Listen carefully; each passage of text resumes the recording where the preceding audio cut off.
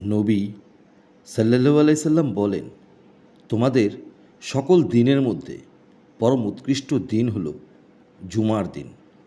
সেদিন আদম আলাইহিস সালামকে সৃষ্টি করা হয়েছিল। এই জুমার দিনেই তার ওফাত হয়। এই জুমার দিনেই দ্বিতীয়বার সিংহায় ফুঁক দেওয়া হবে এবং এই জুমার দিনেই কিয়ামত অনুষ্ঠিত হবে। অতএব তোমরা এই জুমার দিনেই আমার উপর বেশি বেশি দুরূদ পড়ো, কেননা তোমাদের দুরূদ আমার কাছে পেশ করা হয়।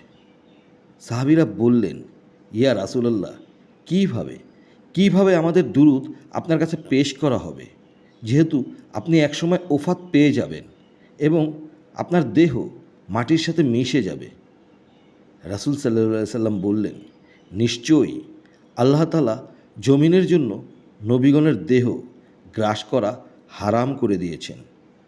সুনানে আন-নাসাই, হাদিস নং 1374।